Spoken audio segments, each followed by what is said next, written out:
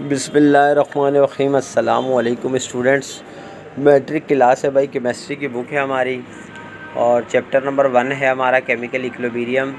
इंशाल्लाह आज इसको एंड कर रहे हैं हम। लॉन्ग क्वेश्चन आंसर्स में क्वेश्चन नंबर 3 और 4, 5। क्वेश्चन नंबर 3 है, describe the characteristic of equilibrium constant. तो हमें करेक्टरिस्टिक बताने हैं, इक्विलिब्रियम कांस्टेंट जब होता है तो उसके करेक्टरिस्टिक क्या हैं। Important characteristics of equilibrium constant expression are as follows. Kc only works in equilibrium. It represents the equilibrium concentration of the reactant and product in mole decimeter. Third है, Kc is independent of reactant and product concentration. 4 है, Kc varies with temperature. 5 है, Kc is a balanced chemical equation coefficient. In a balanced chemical equation, each reactor and product has a concentration equal to its coefficient. 6 है, Kc represents equilibrium position. If Kc is larger than 1, the reaction is forward.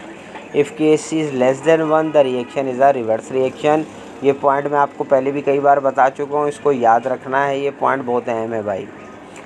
Point 7 है, remember that equilibrium constant Kc is a ratio of reactant to product that is utilized to define chemical behavior.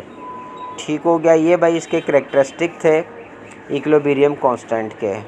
Question number 4 है, how can you predict the following stages of reaction by comparing the values of Kc and Qc।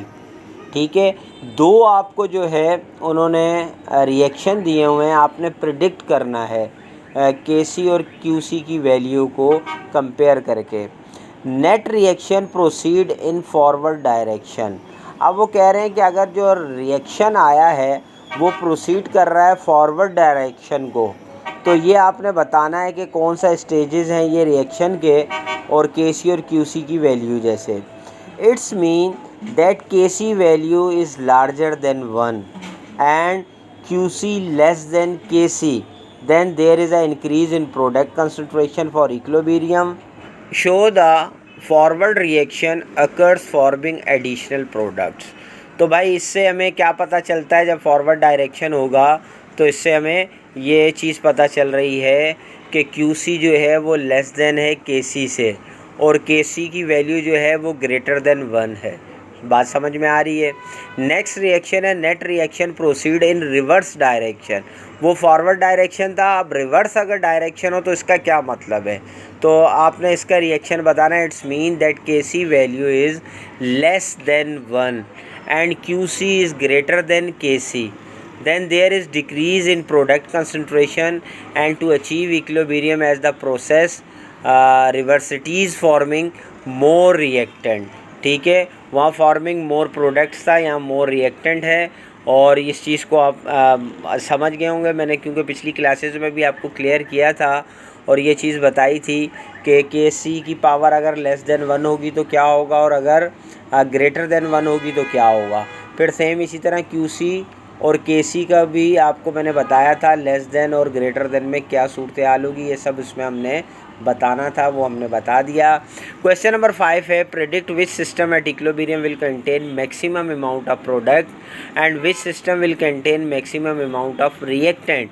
अब देखें, ये भी बिल्कुल उसी से मिलता जुलता है और लास्ट डे भी जो हमने बात की थी और यही बात हुई थी कि हमें प्रोडक्ट और रिएक्टेंट का जो है बताना, ये मतलब पता होना चाहिए कि किस तरह जो है Kc की वैल्यू अगर ग्रेटर देन 1 होगी तो वो क्या होगा और लेस देन 1 होगी तो क्या होगा।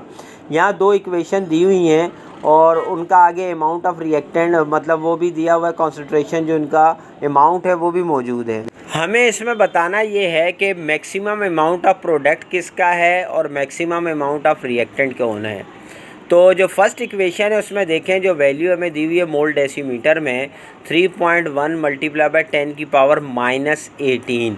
माइनस में भाई जितनी भी पावर होगी, बात समझ में आ रही है, वो लेस देन 1 ही होगी। बात समझ गए, आपको पहले भी मैं बता चुका हूँ, वो लेस देन 1 ही होगी। तो इसको हम क्या कहेंगे, in this system equilibrium contain maximum reactant because Kc value is less than 1। बात समझ में आ गई। अच्छा, सेकंड इक्वेशन देखें तो उसकी जो हमें वैल्यू दी गई है, कॉन्सेंट्रेशन हमें जो दी जा रही है उसमें मोल डेसीमीटर क्या आ रहा है 10 प्लस का 55, यानी उसकी जो एक्सपोनेंट है पावर है 10 की 55 प्लस में है, तो इसका मतलब है ये ग्रेटर देन 1 है, कहीं ज़्यादा ग्रेटर है। तो in this system equilibrium contain maximum product because Kc value is greater than 1। ठीक है, तो ये हमें सिर्फ इसमें बताना था, प्रिडिक्ट करना था कि किस में मैक्सिमम अमाउंट ऑफ प्रोडक्ट है और किस में मैक्सिमम अमाउंट ऑफ रिएक्टेंट है। ठीक है, तो पहले वाले में मैक्सिमम रिएक्टेंट और दूसरे वाले में मैक्सिमम प्रोडक्ट है। आई होप कि आप समझ गए होंगे। अगर फिर भी कोई चीज़ समझ में ना आई तो भाई कमेंट्स में ज़रूर रब्ता करें। इंशाल्लाह इस वीडियो का PDF भी जो है मैं आपके साथ बहुत जल्द शेयर कर दूँगा, और अगर कोई चीज़ समझ में ना आई हो तो रब्ता कीजिएगा। इंशाल्लाह नेक्स्ट वीडियो में मिलते हैं, जब तक के लिए इजाज़त दीजिए। अल्लाह हाफ़िज़।